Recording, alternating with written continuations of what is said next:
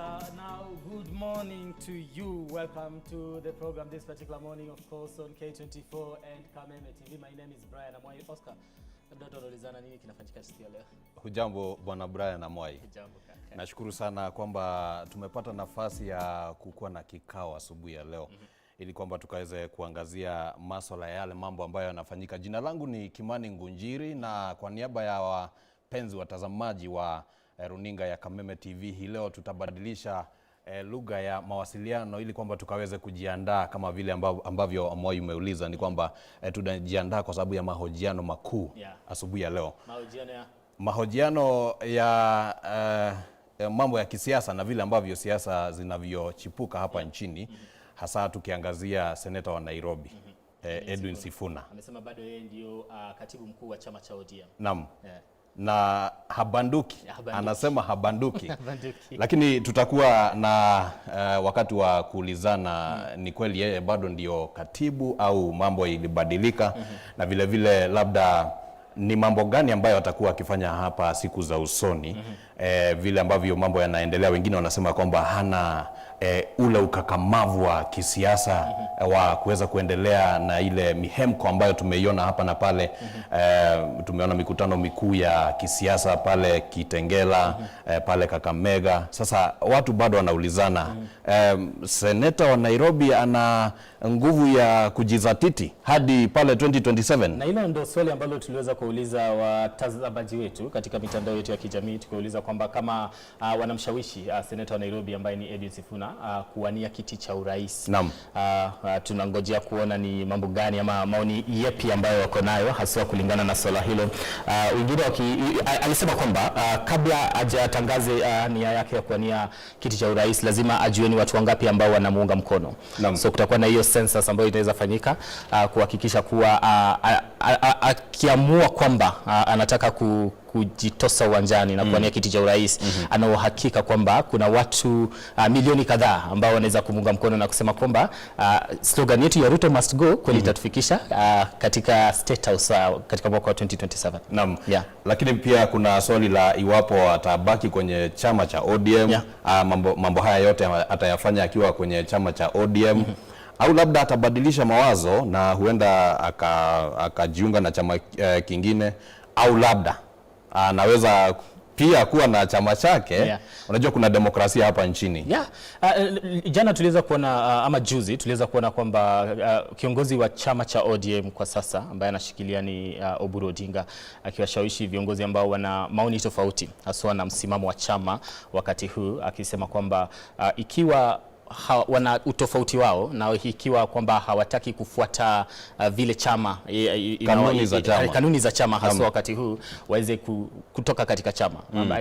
I believe that is a question that tutakuwa tunamuuliza Secretary General, that is Edwin Sifuna, ikiwa kwamba wito huo wao kutoka katika chama cha ODM ni wito ambao wataweza kukubali ama watapigania ile wanasema ni soul of the party hadi tamati. Bila shaka hii timu yapo saa moja hadi saa 3, masaa mawili ya maswali mfululizo. Mtangazaji mwenza Gatonye Wambogwa kutoka katika Kameme FM atakuwa akikuwa na mazungumzo na bwana Sifuna. Na bila shaka tutakuwa tunawauliza watazamaji waweze kutuma maswali yao, matarajio yao, na ni mambo gani ambayo wangependa labda kuzungumza na seneta wa Nairobi Edwin Sifuna. Sijui katika mitandao ya kijamii watatuzungumzia wapi? Katika mitandao ya kijamii watatupata katika Kameme TV, na it's also at K24 TV, and we are also at we'll also be live on Milele. Of course, it's it's an interview that will be going across many platforms here at Media Max Network Limited, that is Milele FM. We'll also be live on Kameme TV. We'll also be live on K24 TV. We'll also be live on Kameme FM, I believe I said that, and also Kameme TV, right? And also Milele, of course. Those are the platforms that that interview will be airing from 7 a.m. all the way to 9 a.m. So you don't want to miss it. The question that we've asked on our social media platforms is whether the Linda Mwananchi faction should actually, field a presidential candidate, or rather join the opposition coalition, that is the alternative government, United Alternative Government, and try to see whether they can actually live up to their promise of sending President William Ruto home. Also, of course, you can engage us on our socials at K24 TV, at Kameme TV, at Milele FM. All those particular platforms will be sampling your feedback as we continue this conversation, and even as the interview starts later on. But I believe at this particular moment, we'll be taking a look at what you're waking up to as far as newspapers are concerned. And I believe we do have one of our analysts here in studio, that is Ken Babu, who is the chair of the chair for the Youth of the United Alternative Government, will be joining us to try and make sense of the events that are happening in the country as far as politics and current affairs is concerned. Labda sijui tutaanza na gazeti la People Daily, na vile tuko na gazeti la The Standard, vile tuko na gazeti la Daily Nation, magazeti ambayo kwa pamoja yameupa uzito kifo cha aliyekuwa mbunge wa kule Emurua Dikir, bwana Johana Ngeno, ambaye kifo chake kilitokana na ajali ya ndege hapo siku ya Jumamosi mwishoni mwa juma ambalo lilipita. Bila shaka tutakuwa tunaangazia hayo maswala. Naona yamepewa uzito katika gazeti la People Daily, na hili gazeti unaweza kulipata katika tovuti ya People Daily, ambapo unalipata pasipo na malipo yoyote ile. Kwa hiyo unaweza kusoma gazeti hilo. Lakini kama nilivyokuwa ninasema ni kwamba magazeti haya yote matatu yameipa kipaumbele ripoti hii inayohusiana na kifo cha mbunge huyu wa Emurua Dikir ambaye ni Johana Ngeno. Bila shaka tutakuwa tunajaribu kuangazia baadhi ya maswala ambayo yanaibuka katika kutokana na kifo chake, na vile kuna mashambulizi ambayo yanaendelea kule katika ugaibuni kule Middle East, na vile tutaangazia hiyo ripoti tukitaka kujua ni mambo gani haya ambayo yanaendelea huko katika sehemu hiyo ya dunia, ambapo nchi ya Marekani na vile nchi ya Israeli imeanzisha mashambulizi ama ilifanya mashambulizi mwishoni mwa juma, na mashambulizi hayo yameweza kuleta maafa, vifo na uharibifu wa mali na vitu na wasiwasi mwingi. Na bila shaka hata hapa nchini wale ambao ni maafisa wa serikali wanasema kwamba wanaipa macho na wanatazama kwa karibu sana ili kuweza kuwasaidia wananchi na kuwapa mawaidha kuhusiana na yale mambo ambayo yanafanyika. Na kile kwa sasa hivi ni vizuri kwamba nikaweze kuzungumza naye bwana Ken. Hujambo bwana Ken asubuhi ya leo, na karibu hapa katika runinga ya K24 Kameme. Tunapoanza asubuhi ya leo, labda nikupee dakika moja ili ukaweze kumsalimia mtazamaji, kisha tuingie kwenye magazeti. Hujambo sana ndugu yangu, hali sina microphone. Na nafikiri wana mitambo wetu watakuwa wanakushughulikia, lakini kama nilivyokuwa ninasema, na ninafikiri bwana Amwai vile anaweza kunipata upande ule mwingine wa studio. Kuna hali ya sintofahamu ambayo imetokea pale kule Iran baada ya mashambulizi ambayo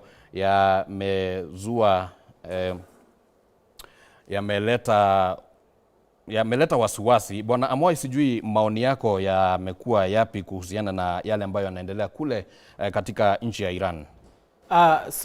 Labda tu niweze kuguzia na kufanya recap of exactly what happened there, and of course sides of what people right now are saying has to do with the fear that we could actually the world is at war and something like that. And of course Iran was hit and it somehow retaliated, and of course Ayatollah has been killed. But now the leadership, the only surviving leadership in Iran, continues to say that they are still going to fight back and also hit the United States and also Israel, stab them in the heart of exactly what has happened to them. And of course it was a such of affairs and just where the direction is taking. Of course President Donald Trump of the United States calling on Iran to not retaliate, and of course just hold down, somehow also encouraging the members of the public in that particular country to take to the streets and overthrow the government so that they get to have a different regime altogether. And of course it has been a subject of conversation, with questions being raised whether the world is, or rather we are getting into another war, or we are in the process of actually stopping one. But right now, that is the conversation that is happening in regards to what is happening in Iran. And I don't know, Oscar, we've been looking at it and looking at the kind of impact that will have, especially on matters to do with the economy, even here in Kenya, because most of the time tunapoangalia mambo ambayo yanafanyika nje, mara mingi tunaangalia na jicho la ndani tukijiuliza ni vipi nchi yetu ama taifa letu linaweza kuweza kuathirika haswa na mambo ambayo yanafanyika katika mataifa ya nje. Ndiposa watazamaji wetu ama wa Kenya tu waweze pia kujua ni kwa nini mambo kama haya haswa yanawahusisha na mbona wajali kuhusiana na mambo haya yanapofanyika katika mataifa ya nje. And of course imekuwa conversation around whether the prices of commodities, especially something that has to do with oil, because we do understand Iran had threatened to block one of the routes that actually gets to ensure that the 20% of the world oil actually passes through in regards to that. So I don't know, because I do believe that in one of the newspapers they've actually gotten to highlight in regards to the economic impact that is going to have as far as Kenya is concerned, and of course we'll be getting into that later on. Oscar. Asante sana Bwana Amwai, na bila shaka nakubaliana nawe kuhusiana na vile ambavyo uchumi wa Kenya unakuwa unatatizika kutokana na mashambulizi ambayo yanaendelea kule Iran.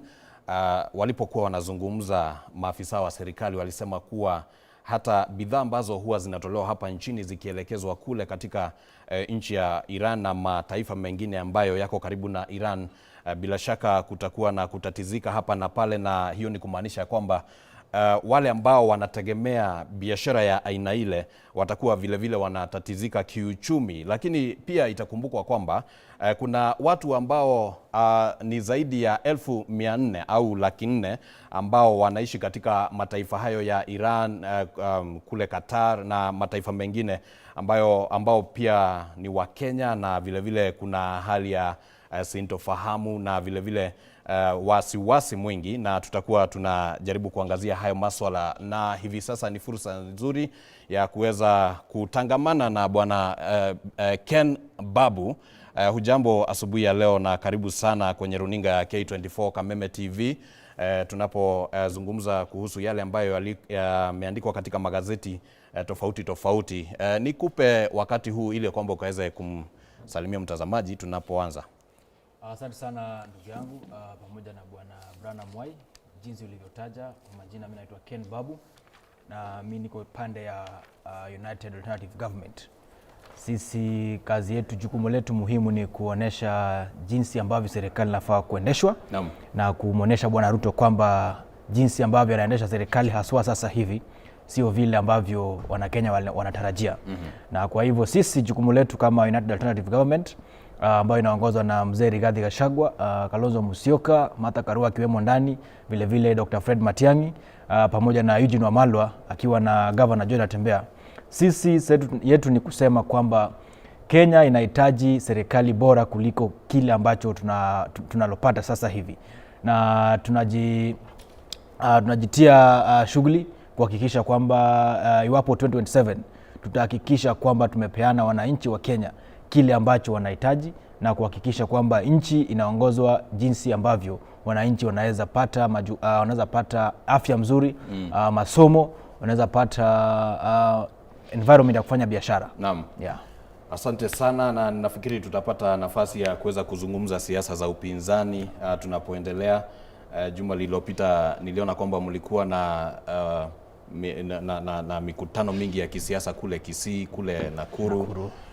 Bila shaka tutajaribu kuweka kwenye mizani ni vipi ambavyo mikutano hiyo labda imeleta utofauti ama labda haijaleta utofauti. Lakini kwa sasa kuna ripoti ambayo tumekuwa tukiangazia na Bwana Brian Amwai, na ni kuhusiana na mashambulizi ambayo yanaendelea kule Iran.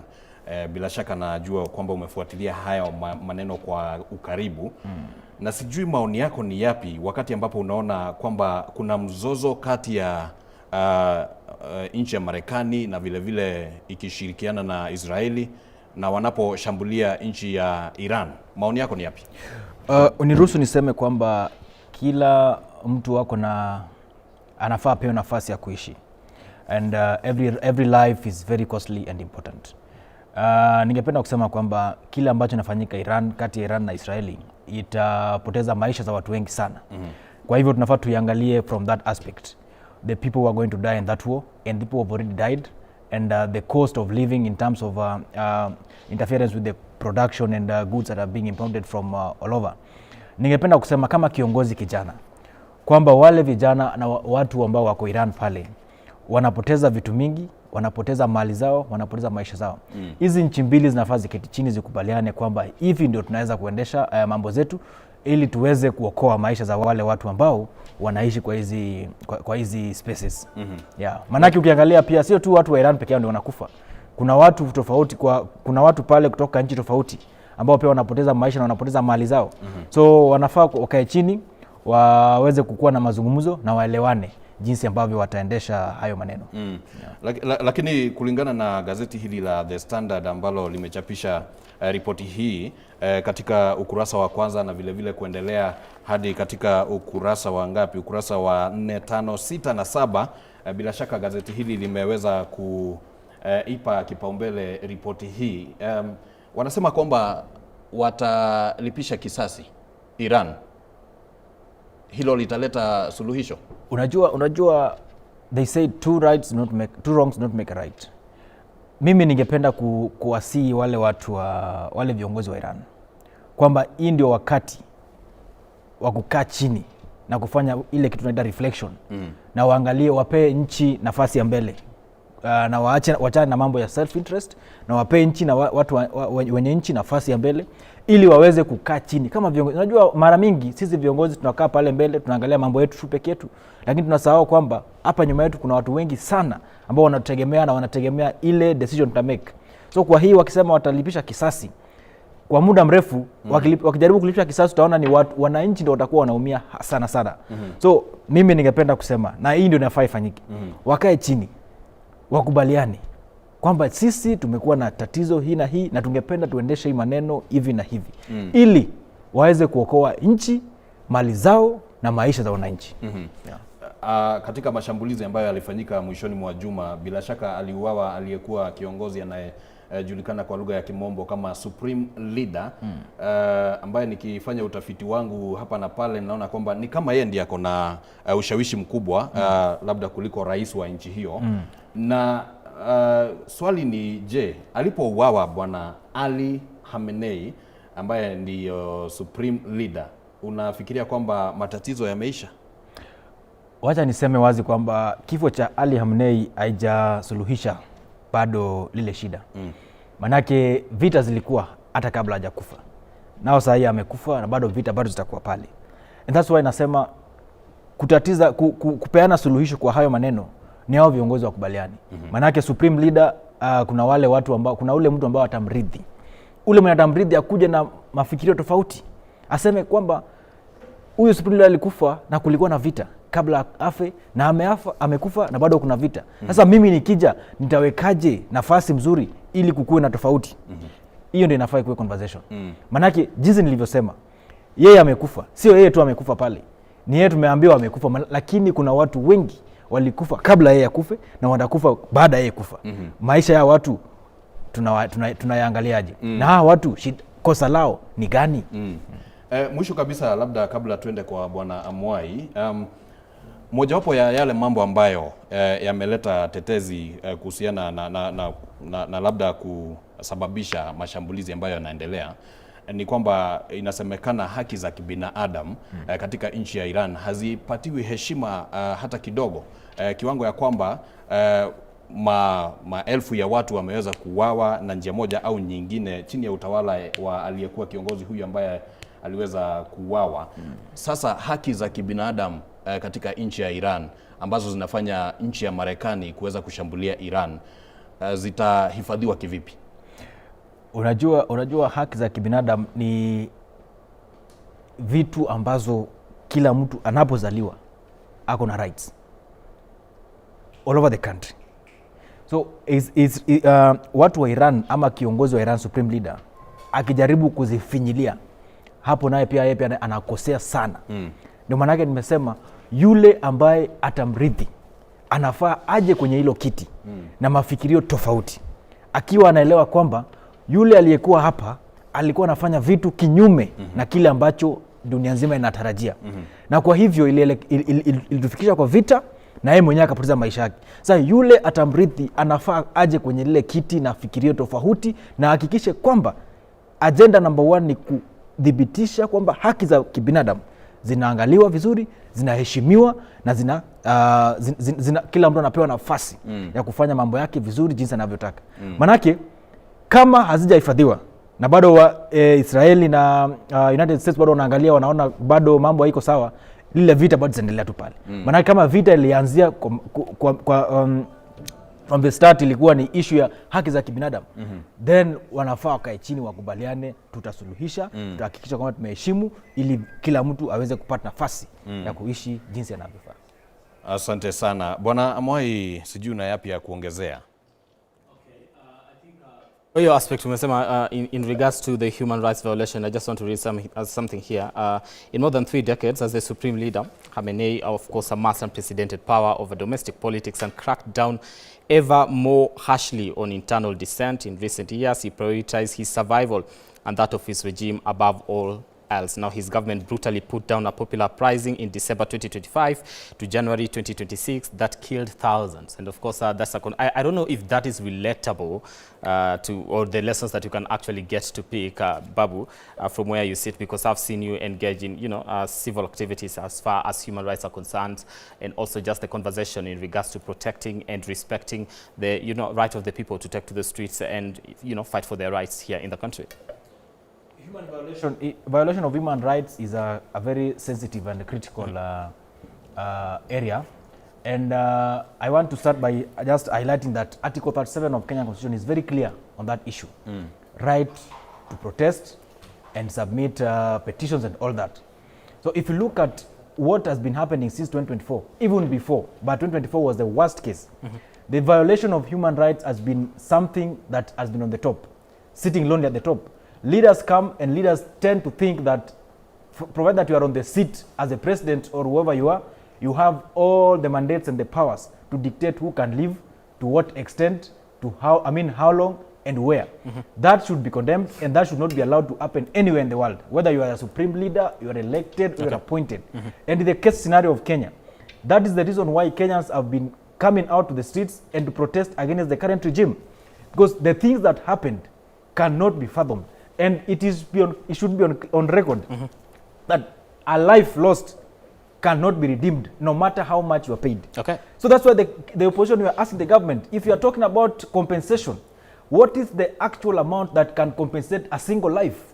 For instance, those families that that lost their relatives and friends, every day they wake up, what they see are graves, and that is where the pain starts. And then you want to tell them that we are going to compensate you. To what extent? Okay. Brian, I want to put on record that raising a child is not a joke. And women will stand with me on this. Raising a single child is not a joke. So you can imagine losing 3 in a single protest. All right. And these were people who were protesting peacefully. They did not attack anything. So the president and the regime must be on record that human rights violation is a critical offense that is worth to be charged. And that's why we are saying as opposition that once we take government, we will put them on record and take them to account. Right. I want us to move to the next, big story that is happening this morning, and that has to do with the death of Joanna Ngeno. Of course, let me just take a look at what the People Daily is saying before I hand it over to Oscar to take a look at what the Standard is saying in regards to that particular story. Emurua Dikir MP, the late Joanna Ngeno, a.k.a. Ngong Ole Kisiara legacy is that of a passionate advocate for the people, earning him the title the People's Defender. Now, the late Ngeno championed the causes of his constituents, leaving lasting impact. Now, his commitment to social justice and public service inspired many. A fearless and bold legislator who never minced his words to defend his people from individuals, particularly on land matters. And of course, that has been evident. We've been able to witness that even on TV as far as that is concerned. His outspokenness on land issues always defied much of his life as a legislator and controversial stance against those he perceived as land grabbers. The MP frequently found himself on the conflicting side of law enforcers, arrested severally over his strong stand, criticizing the government on ethnic-related statements. That is the remembrance of the late Joanna Ngeno, of course, the member of parliament for Emurua Dikir, with quite a number of legislators and leaders in general just, mourning this fallen hero and the People's Defender. Oscar. Bila shaka hata gazeti la Standard na vile gazeti la Daily Nation zimeangazia kwa uzito sana kifo hiki cha mbunge huyu mwenda zake marehemu Ng'eno. Na kwa mfano katika gazeti la Daily Nation linazungumzia kuhusu kanda moja ambayo ilikuwa imerekodiwa pale katika jimbo la Kisumu wakati ambapo kulifanyika mkutano ambao ulikuwa unaonekana ni kana kwamba ni mkutano wa kisiri kati ya aliyekuwa naibu wa rais wakati huo Bwana Rigathi Gachagua na mbunge huyu, na ikasemekana kwamba mambo mengi yalizungumzwa katika mkutano huo ambao ulifanyika Agosti ya mwaka wa 2024. Wakati huo kulikuwa kumeanza kuwa na mazungumzo ya ni vipi ambavyo Gachagua angeweza kubanduliwa kutoka ofisini, na wakati ambapo kanda hii ilipotolewa, na inasemekana kwamba katika hoteli moja kule katika jiji la Kisumu ambapo walifanya mkutano huu kulikuweko na wanajasusi ambao waliweza kuweka mashini za kurekodi sauti za wawili hawa, na sauti zao bila shaka zilikuwa zina mazungumzo ya ndani zaidi yaliyokuwa yanazungumzia mambo na masuala ya kiserikali. Vile vile Rais William Ruto akitajwa katika mazungumzo hayo. Hii inasemekana kwamba ilielekeza kuweza kuharakisha mpango wa kuweza kumbandua kutoka ofisini, na bila shaka mpango huo uliweza kufaulu ilipotimia mwezi wa Oktoba mwaka wa 2024. Gazeti la Standard vile vile linazungumzia Bwana Ng'eno na kusema kwamba amekuwa akionekana ni kana kwamba anaenda kinyume na ushawishi wa Rais William Ruto katika kuongoza jimbo ama tuseme maeneo ya Rift Valley. Wakati ambapo tunazungumzia mambo ya kisiasa, kuna ule ushawishi ambao Rais William Ruto wako nao katika maeneo yale ya Rift Valley, na Bwana Ng'eno ni kana kwamba amekuwa akionekana kuenda kinyume na ushawishi huo, na gazeti hili limeweza kuelezea Bwana Ken Babu. Ripoti hizi bila shaka zimeweza kuenea kote nchini. Sijui hadi tulipofika in terms of even investigations na maswali ambayo yamekuwa yakiibuka, maoni yako ni yapi? Kwanza niruhusu kwamba kwanza nipitishe rambirambi zangu to the family of Ng'eno Johana. I've known him personally from a point of friendship. We operated closely sometimes when we were running some youth programs, and I want to say that he is one man that really believed in young people and really supported the youth agenda, regardless of from which political divide you are in, provided that it was objective and timely. And I want to put on record that we've had a chopper crash happened before, and till date we are not even done with the investigations that followed the death of Saitoti and Orwo Jode. We've not been given the final report on actually what happened.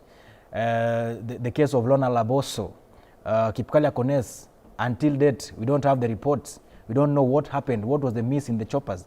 And the case of the recent case of General Francis Ogola, we are still grappling to get the realities, the truth of the matter, what actually happened. Lakini ripoti ya General Ogola iliweza kutolewa. And now we have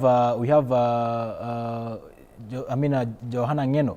But before we move into Johana Ng'eno, we recently had what do you call him?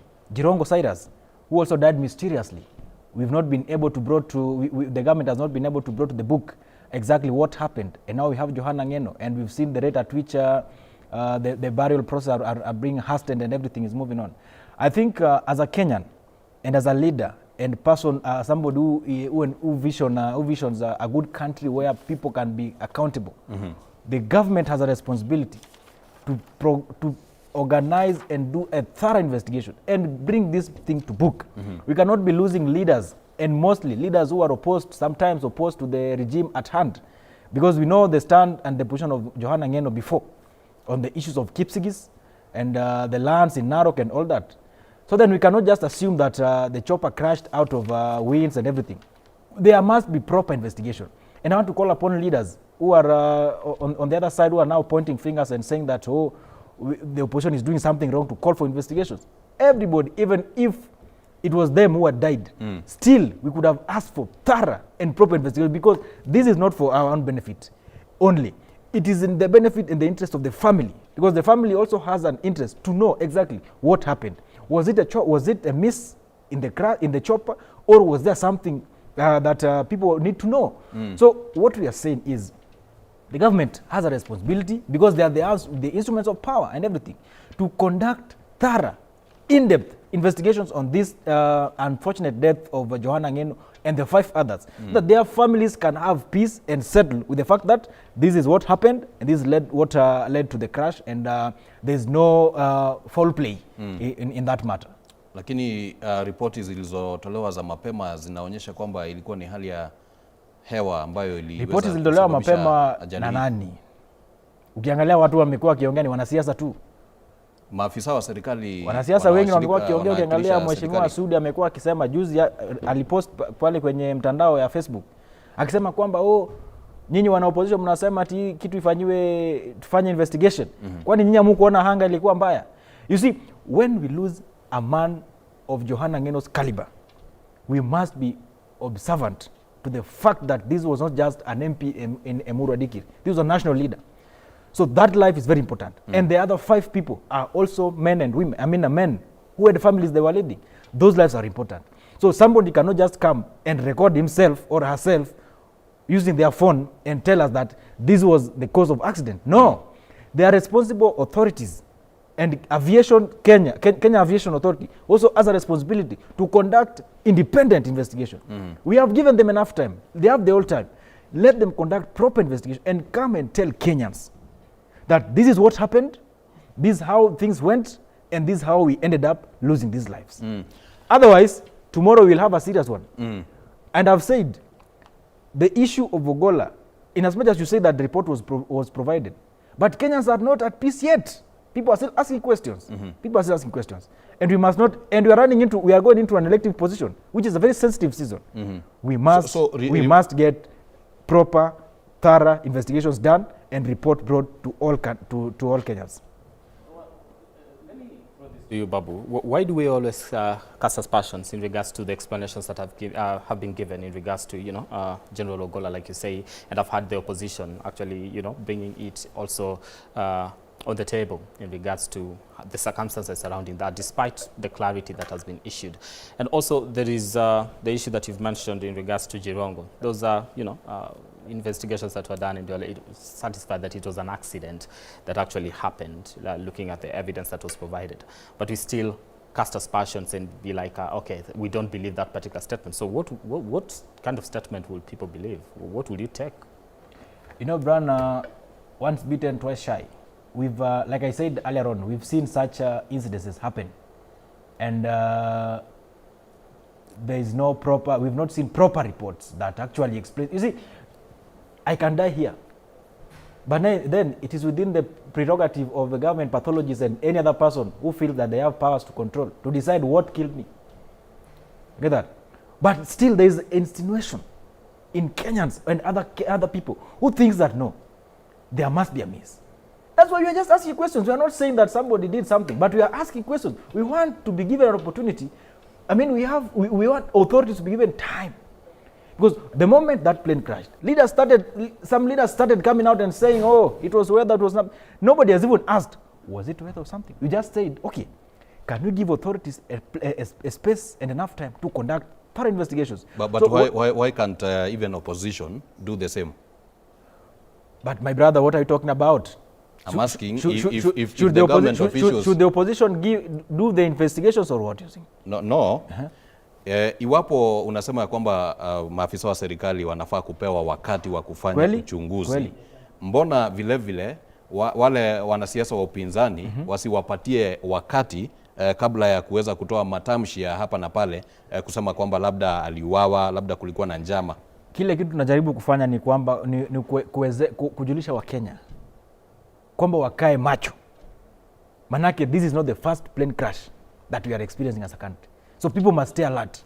The role of the opposition, like I said earlier on, is to ensure that the government does the right thing, regardless of who is involved or who is doing it. So what, in fact, what Rigathi Gachagua referred to yesterday and the opposition teams was to call the relevant officers to action, just to remind them that do the right thing. My brother, today it is Johana Ngeno. Tomorrow it might be me or yourself. All right. And if it's you, we would wish that proper investigation is done so that your family can have peace. As of now, leaders in the government, some of them, not all, but some of them, have come out and casting aspersion, trying to deviate the attention of the country from exactly what happened. What we are saying is, give time to the relevant authorities and officers of powers to conduct proper and thorough investigation. We want to know exactly what happened. The pilot that was involved, it's been said that has been flying for over 40 years. That's enough experience. If there was a miss, we want to know. And he was supposed to retire in September. If there was a foul play, we want to know. And Johana Ngeno's political stands are also in the public domain. So what we are saying is, we want to know the truth. Labda kabla turudi kwa Bwana Amwai, nina swali ambalo kwa utalijibu tu kwa kifupi ili tukaweza kuangazia masuala mengine hapa yanayohusiana na seneta wa Nairobi. Unaposema ya kwamba kwa mfano kwa ripoti ya kifo cha Ogolla haikuwa kamilifu, kulingana na wewe, kwa maoni yako, ripoti kamilifu ni ile ambayo inafaa kuwa na nini na nini? Ripoti kamilifu nini inafaa ikuwe ituambie kwamba hii ndege, unajua ndege sio tu kitu unaweza ingia kama gari na utoke ama pikipiki. Inafaa ianze pale nyuma. Was there a proper check? Was there any miss? These are things that ought to be detailed before the flight. That.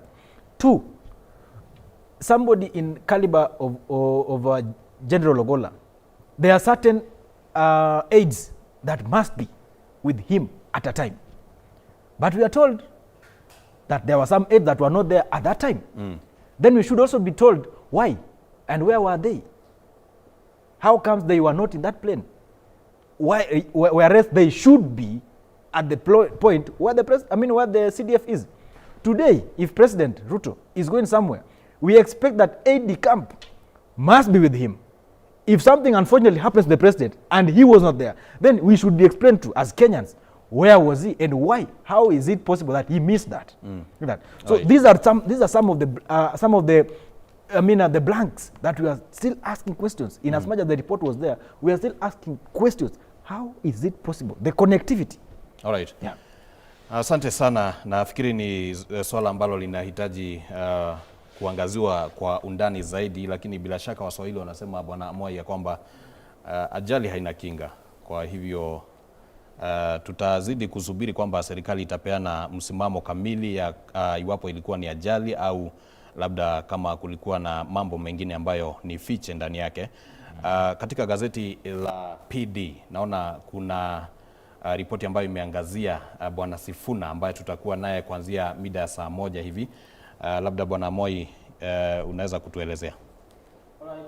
The People Daily, just like Oscar has mentioned, that from 7 all the way to 9 a.m., the Secretary General of the ODM party and Nairobi Senator Edwin Sifuna will be here in studio speaking to Gatonye in regards to, different issues as far as his political career is concerned, and also state of affairs in the country and the Linda Mwananchi Brigade. Right now, the People Daily, page 4 reports of the political parties and ideologies and what Sifuna what options does Sifuna have ahead of the 2027 elections, trying to analyze that, and of course a story written by Mercy Mwai. This of course will be also the questions that will be posing to the Nairobi Senator. It says, as Nairobi Senator, Edwin Sifuna star continues to shine barely months to next year's general election. Questions have emerged over the options available for him that will define not only his career but also the future direction of opposition politics.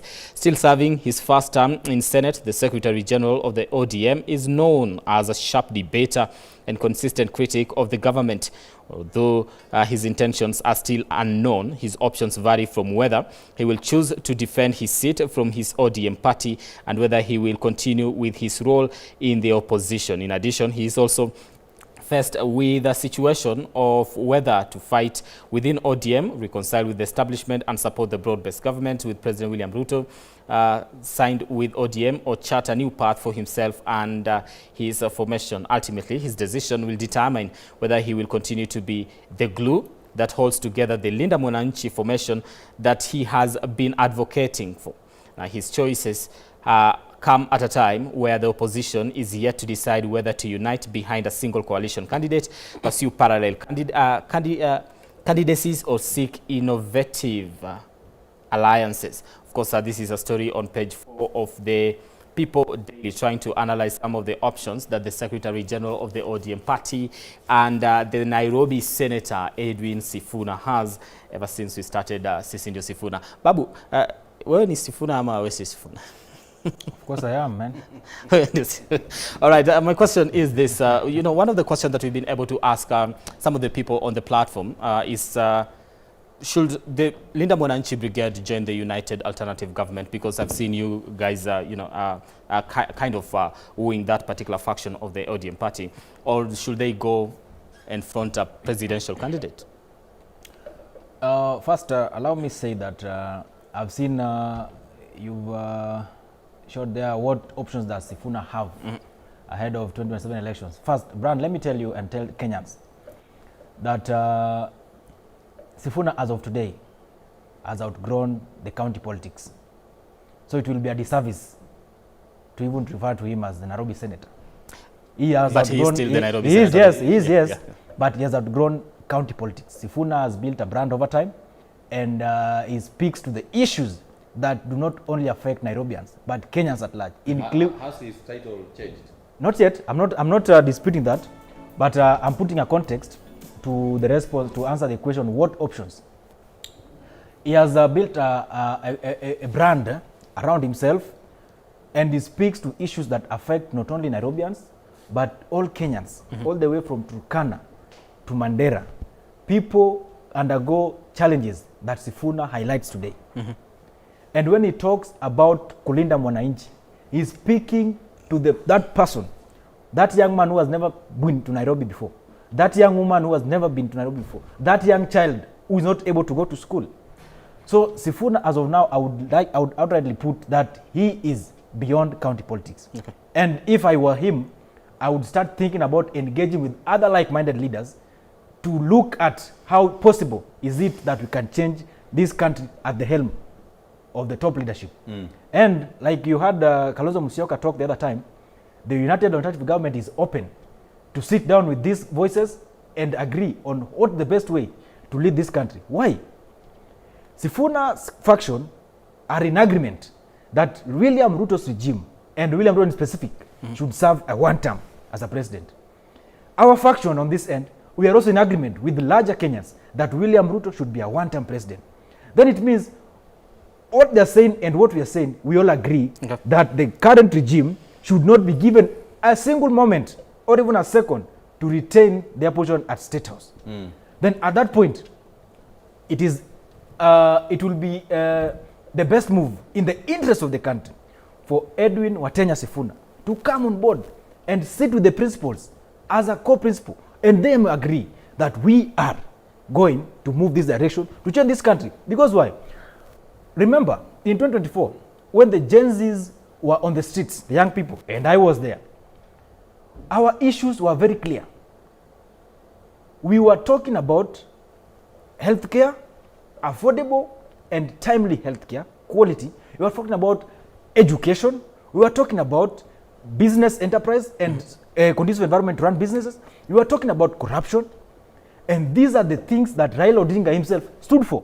And these are the things that Sifuna Edwin is talking about. And these are the things that we are talking about in the opposition. So all factors constant, Edwin Sifuna's faction and our factions are speaking the same language. And then it would not be making sense if we have them running on the other side, we are running on this side, and Kasongo is running on the other side. In fact, it would be in the interest of Kasongo to have them run on the other side so that we can create a Matiba, a 92 Matiba moment.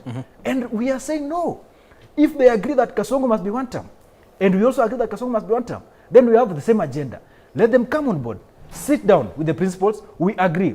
Edwin Sifuna, as of today, is electable anywhere in this country. Right. And that's so he can be elected the president, or he can be a vice president, whichever position that they will agree on. He can equally be a cabinet minister and give directions on how policies and implementation can be done in this country. Okay. So I employ him, and I want to tell you that he is beyond county politics as of today. All right.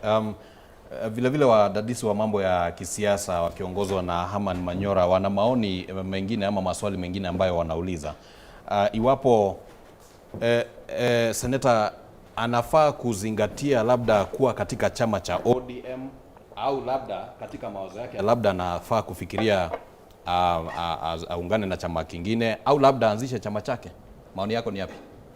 Unajua kwa sasa hivi there's a lot of things that is happening, and like they say, one day in politics a very long time, and the fights within ODM, we are going to see them end this month because they are having their NDC.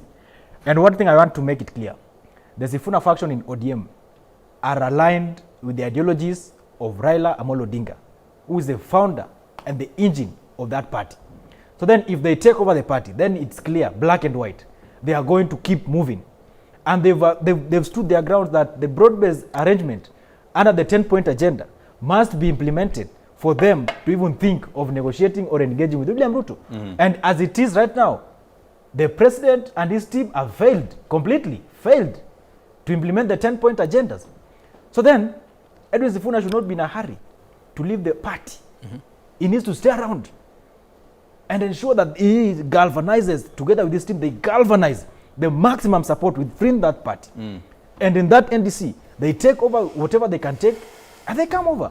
They come on board. They come talk to the people as they've been engaging. And if things get too tough, as it might happen, of course, they can pull a Raila Odinga in 96. There is space for that.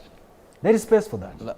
Lakini pia kuna swali la iwapo Sifuna ataweza kuendelea na ushawishi huu hadi 2027 ikizingatiwa hasa kundi la Gen Z walikuwa na ushawishi mkubwa 2024. Hivi sasa ukiangalia utaona ni kana kwamba hawana ule ushawishi mkubwa. Edwin Sifuna unaona kana kwamba ataweza kuendelea na ushawishi huu hadi 2027? Yeah, and just to add on that, can he really rely on the youth to rally behind him all the way to the end? Because the youth have come out to propose different candidates ever since they took to the streets. So you know, let me tell you, I mean, I've engaged young people across this country, and we were in Nyandarua yesterday and went up to Nyeri. The young people of this country are determined to make William Ruto a one-term president, and they are clear on the kind of a person they would want to be a president. How can we assess that? I'm telling you. No. I was on the ground. That could be your opinion. No. We need to have I'm giving you a full report. A legitimate report, verified. No, but when I talk, it has to be measured. Measure. It has to be measured because kunafaa kuwe na ripoti labda ambayo imetolewa. Inasema kwamba kati ya vijana 10 tayari 8 wameshasema kwamba watamuondoa rais. Wacha nikupe a case study. Wewe toka hapa nje sahi, randomly uliza tu mtu hapa, wewe kati ya Ruto na mtu yeyote tu utapigia nani kura? They would prefer any other person including Amwai apart from Ruto. That tells you that the fate of the president as far as 2027 is concerned was sealed in 2024. In fact, the president left office in 2024. It's only just we could not take him home unconstitutionally because we love this country. And we love this country so much that we cannot allow him come back in 2027. So the point is, the youth of this country have made a decision, and this decision was made in 2024 here along the Parliament Road, that the President William Ruto and his regime must be sent home at least as soon as 2027 August. Now, we've seen people, as you said, Gen Zs have been fronting candidates times and times. But my brother, let me tell you, life is all about evolution. Sifuna, what Sifuna is talking about, he did not start talking about it after Baba's death. Personally, I was in Parliament. The day young people were going to Parliament, we were there along the Parliament Road. And we saw Edwin Sifuna coming in protection of the youth. We saw Babu Owino. And we saw many other leaders, Caleb Amisi. So this tells you that these are young men who believed in what we are pushing for. And they believe that for this country to change, there must be a serious generational conversation and a shift in leadership. But then, Sifuna at that time had not shown interest. It had not come out as a presidential candidate. He had not maybe decided on that. But of today, I tell you, if you were to have an honest conversation with Edwin Sifuna as of now, and he's coming here, he would utterly put for you that given an opportunity, he would lead this country. Asante. And now let me land on that. Yeah. The young people, like I said, we are clear that the 2027 elections will be done, and William Ruto should not win that election. In fact, if Ruto gets even 1 million votes in your constituency or in your ward, in any county, he should be arrested and explain how did he get that. Asante sana. Nafikiri huu ni mjadala ambao unaweza kutuchukua siku nzima kwa sababu kuna maswali mengi yanayohusiana na msimamo wa vijana wa kisiasa, na nafikiri tukirudi baada ya mapumziko mafupi tutakuwa tunaulizana iwapo kulikuwa na uchaguzi mdogo ambao ulifanyika na wale vijana ambao unawazungumzia kwamba watamuondoa Rais William Ruto hawasaidii upinzani kuweza kushinda viti mbalimbali ambavyo vinawaniwa. Ni vipi tunaweza kubaliana nawe kwamba vijana wana ushawishi katika uchaguzi wa 2027? Tutaenda mapumziko mafupi, lakini kumbuka kwamba itimiapo saa 1 au kwa wakati wowote kuanzia sasa hivi tutakuwa tunajiunga na seneta wa Nairobi Edwin Sifuna ambaye atakuwa hapa studioni ili kuweza kujaribu kutuelezea maoni yake, maono yake pia na msimamo wake wa kisiasa na mambo vile ambavyo yamekuwa yakichemka katika ulingo wa kisiasa. Tutaenda mapumziko kwa kifupi kisha tunarejea, usibanduke.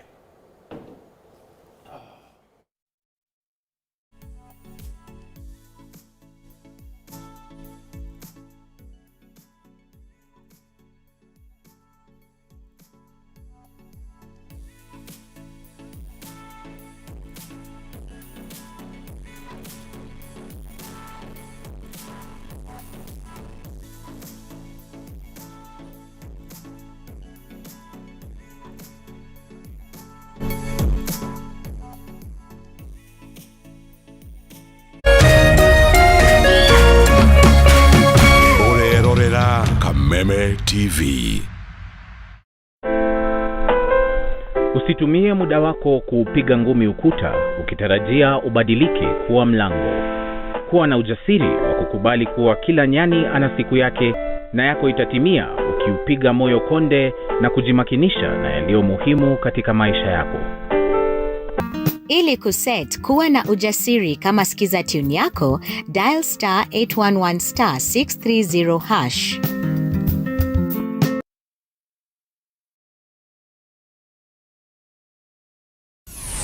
Why wait for fun? K24.digital brings you 24/7 entertainment. From the pitch to the playlist, from celebrity gossip to the memes you love. We're not just news, we're your non-stop ticket to everything cool and trending. So get in the know. K24.digital. Follow the buzz 247.